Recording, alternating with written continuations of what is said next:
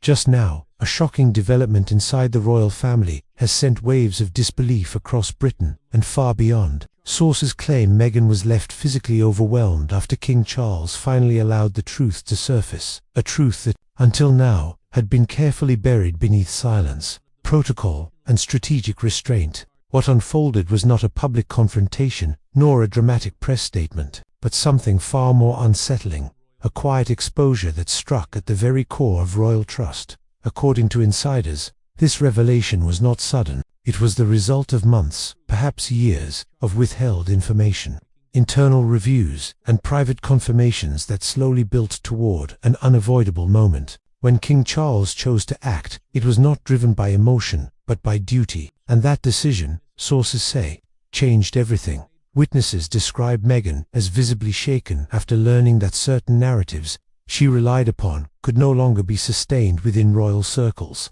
The weight of the moment reportedly became too much, forcing an abrupt pause in proceedings that no one inside the palace anticipated. This was not theatre, this was consequence. What makes this moment especially explosive is not what was said publicly, but what was acknowledged privately. The palace, long accused of silence, is now responding in a way that suggests boundaries have been crossed and patience exhausted. And while no official accusation has been announced, the implications are impossible to ignore, as whispers grow louder and timelines begin to shift. One question dominates every conversation behind closed doors. Was this collapse the result of pressure, or the realization that the truth can no longer be controlled? And this, insiders say, is only the beginning. What unfolded behind palace walls was not impulsive, nor emotional in its execution. According to insiders, King Charles' decision to allow long-suppressed truths to surface followed months of internal pressure, quiet verification, and deeply uncomfortable confirmations. This was not a reaction to headlines or public sentiment. It was the result of accumulated evidence, private briefings, and a growing belief that silence itself had become a liability. Sources close to the palace suggest that concerns had been raised long before this moment. Certain inconsistencies, private representations, and behind-the-scenes narratives had quietly drawn attention from senior aides tasked with protecting the integrity of the crown. At first, these concerns were treated cautiously, handled discreetly, and contained within a small circle. The priority was stability. The priority was restraint. But as time passed, the cost of maintaining that restraint began to outweigh its benefit. King Charles, known for his methodical nature and deep respect for institutional responsibility, reportedly struggled with the implications. Allowing the truth to surface would not merely affect one individual, it risked reopening old wounds, reigniting public debate, and destabilizing already fragile family dynamics. Yet doing nothing posed a greater danger: the erosion of trust within the monarchy itself. Insiders describe a series of closed-door meetings marked by tension and careful language. Advisors presented timelines, documented discrepancies, and internal assessments that painted a picture increasingly difficult to ignore. What troubled the king most, sources say, was not just the content of what was revealed, but the realization that certain representations had influenced perception at the highest levels, both inside and outside the institution. That this was not about public image alone, it was about credibility. The monarchy survives on continuity, truth, and the quiet understanding that personal narratives do not override collective responsibility. When that balance is disrupted, the entire structure becomes vulnerable. And according to those familiar with the discussions, King Charles reached a point where maintaining silence would have signaled acceptance, something he was no longer willing to grant. The moment of exposure itself was not theatrical. There was no raised voice, no dramatic declaration.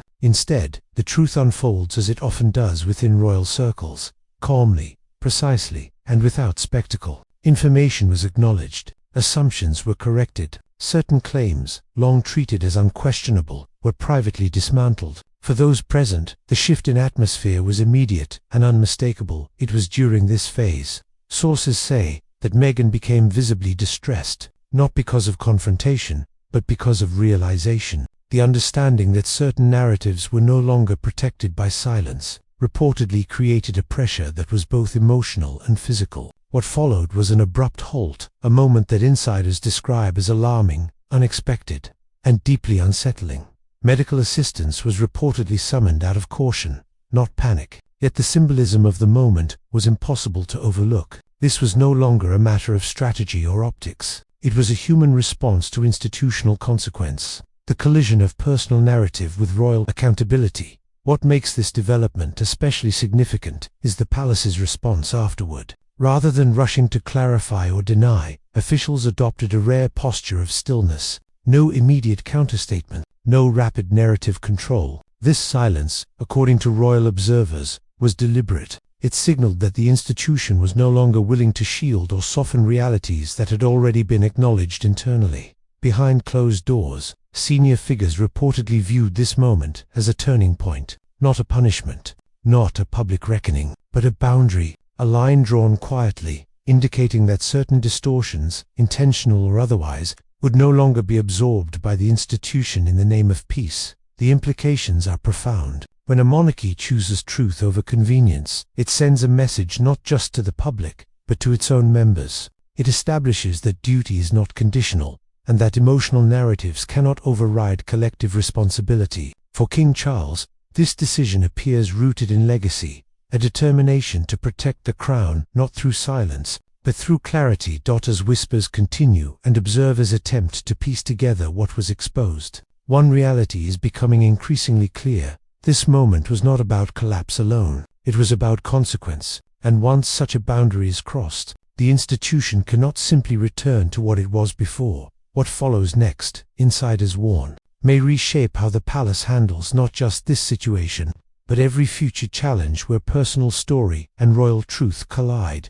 In the hours following the internal exposure, the palace entered a phase familiar only to those who have witnessed institutional crisis from the inside. It is a period defined not by panic, but by calculation. Silence becomes strategy, movement becomes minimal. Every word, every absence of a word, is weighed for consequence. According to insiders, this is exactly what unfolded after the king's decision reshaped the internal landscape. Senior advisors were reportedly instructed to suspend all non-essential communications. Scheduled briefings were quietly postponed. External engagements slowed. To the public, it appeared as nothing more than routine calm. Inside, however, a different reality took shape, one focused on containment, preparation, and long-term positioning. This was not about managing a headline. It was about protecting the institution from further erosion. What troubled palace officials most was not the immediate reaction, but the inevitability of what would follow. Once internal acknowledgement occurs, external pressure becomes only a matter of time. The monarchy understands this rhythm well, and yet, sources suggest this moment feels different. Unlike previous controversies, this one is not being addressed through denial or narrative redirection. Instead, it is being allowed to exist, quietly, firmly, and without correction.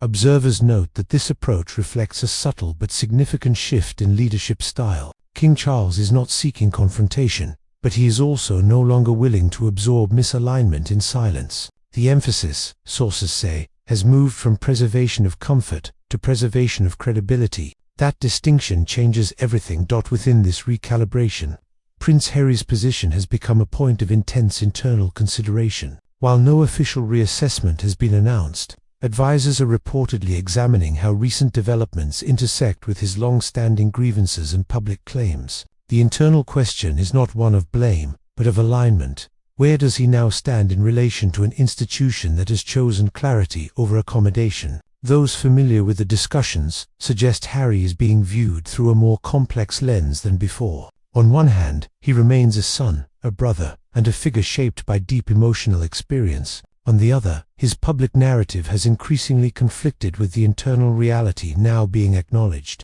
This tension has forced the palace to reconsider how much flexibility remains without undermining its own integrity. The silence surrounding Harry at this moment is particularly striking. No supportive statements, no quiet briefings, no symbolic gestures. For royal watchers, this absence speaks volumes. It suggests that the institution is pausing not to punish, but to reassess. And in royal terms, reassessment often precedes change. Behind the scenes, contingency planning is reportedly underway, not for immediate action, but for future inevitabilities. Advisors are said to be mapping scenarios, public inquiry, renewed media pressure, and potential personal responses. Each scenario is being evaluated, not for emotional satisfaction, but for institutional consequence. This methodical approach underscores just how seriously the palace is treating the situation. What differentiates this moment from previous royal controversies is its tone. There is no urgency to control perception, no rush to reclaim narrative dominance.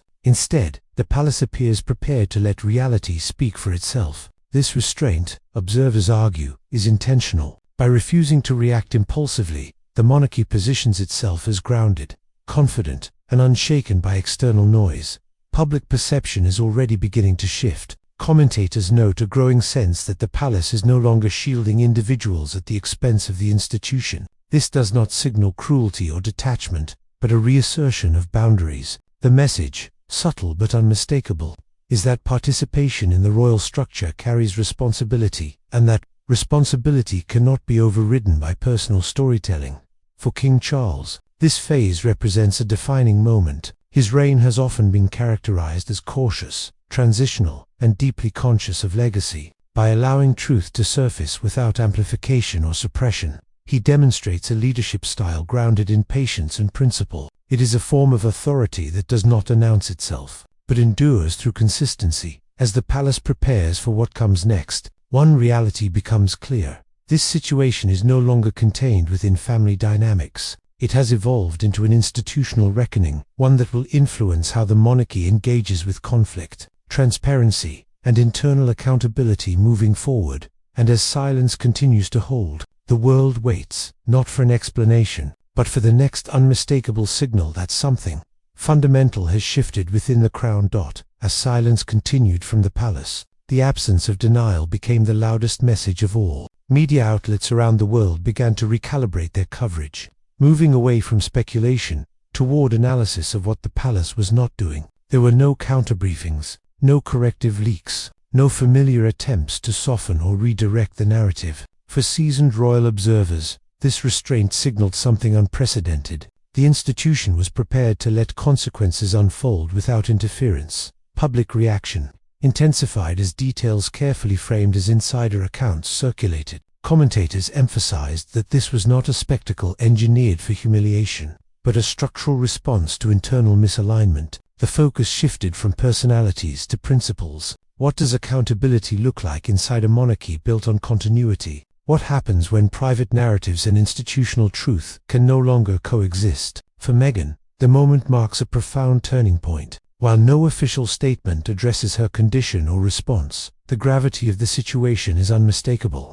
Observers note that the pressure she faced was not derived from public accusation, but from the realization that internal protection had quietly expired. In royal terms, this represents a fundamental change. Silence, once a shield, had become a boundary. International media reaction has been notably cautious. Rather than amplifying sensational claims, many outlets are framing the situation as an institutional recalibration. This measured approach reflects an understanding that the palace's posture, still composed, unreactive, demands seriousness. The story is no longer about confrontation. It is about what happens when an institution chooses stability over accommodation. Public sentiment mirrors this shift. While opinions remain divided, there is growing acknowledgement that the monarchy appears to be asserting long-dormant limits. Sympathy and criticism coexist, but the dominant theme is recognition.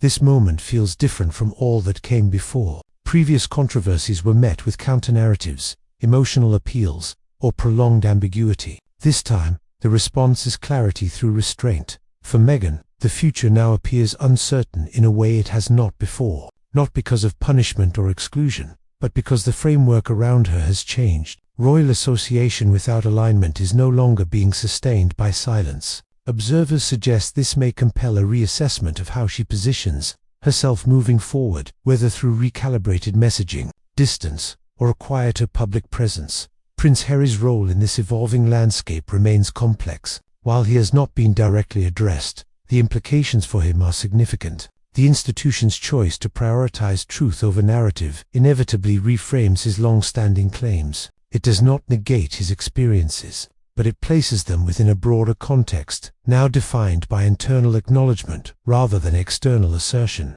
This recalibration may influence how his voice is received. both within royal circles and by the public. But emerges most clearly is a shift in royal boundaries. The palace has signaled that emotional narratives, however compelling, do not supersede institutional responsibility. This is not an act of coldness, but of definition. The monarchy is reminding all associated with it that participation carries limits, expectations, and accountability that cannot be endlessly negotiated. For King Charles, the long-term implications may define his reign more than any single policy or ceremonial change. By allowing truth to stand without amplification or suppression, he demonstrates a form of leadership rooted in endurance rather than reaction. It is a quiet assertion of authority, one that trusts time, consistency, and structure over spectacle. As global attention remains fixed on the palace, one reality becomes undeniable. The monarchy has crossed a threshold. The era of absorbing internal conflict through silence appears to be ending. In its place stands a more clearly defined institution, one that acknowledges humanity, but is no longer willing to compromise its foundation for the sake of comfort. This moment will not be resolved quickly. Its effects will unfold gradually, shaping relationships, public perception, and future decisions. But one thing is already clear to observers on all sides: the balance has shifted. And once such a shift occurs within an institution built on continuity, it does not easily reverse. In the end, this story is not about collapse alone. It is about consequence, boundary, and transformation. The palace has spoken, not loudly, not dramatically, but decisively. And in royal history, it is often the quiet moments that change everything. What has become increasingly clear in the aftermath of this unfolding crisis is that the palace is no longer operating in repair mode. This is not about calming tensions, restoring optics, or mending fractured narratives. According to insiders, a permanent line has now been drawn, one that fundamentally alters how the institution engages with internal controversy and personal grievance. Senior royal aides are said to be treating this moment as a reset, not a reset of relationships, but of standards. For years, the monarchy absorbed pressure quietly, believing patience and silence would eventually neutralize disruption. That approach, sources say, has reached its limit. The recent exposure did not force the palace to act emotionally, it forced it to clarify where loyalty to the crown ends and personal narrative begins. King Charles, whose leadership has often been described as cautious and introspective, is now being viewed as resolute in a way rarely seen before. This is not a show of authority meant for headlines. It is authority exercised through stillness. Those close to the king suggest he believes the monarchy can no longer afford ambiguity when trust and truth are involved. Once credibility is compromised, even quietly, it threatens the foundation of the institution. For Meghan, this marks a decisive shift. Royal insiders stress that there has been no formal rebuke, no public condemnation, and no personal retaliation. Instead, something more consequential has occurred: institutional disengagement. The protection once provided by silence is no longer guaranteed. Without that shield, every future claim, appearance, or implication will stand on its own, unaided by royal restraint. This change does not signal exile, but it does signal distance. Observers note that distance, in royal terms, often speaks louder than rejection. The palace is not moving toward confrontation. It is moving away from accommodation. That distinction matters. It reframes the narrative from conflict to consequence, a shift that cannot easily be undone. Prince Harry's situation has become increasingly complex as a result. While he remains personally connected to the family, the institution now appears to be separating emotional bonds from operational alignment. Insiders say this distinction is deliberate. The monarchy is making clear that family relationships do not automatically extend to institutional endorsement. Sympathy may exist privately, but public alignment now requires consistency with internal truth. The public response continues to evolve. Rather than explosive outrage, there is a growing sense of sobering realization. Many observers are beginning to understand that the palace's silence is not avoidance, it is finality. When the monarchy stops responding, it often means the matter has moved beyond debate. The narrative is no longer being negotiated. International reaction mirrors this tone. Foreign press coverage has shifted away from sensational framing and toward long-term implications. Analysts are asking not what will happen next week, but what this moment signals for the future of royal governance. The consensus is emerging. The monarchy is reasserting its boundaries in a modern context, choosing clarity over comfort, Within the palace, advisors are reportedly focused on future-proofing the institution.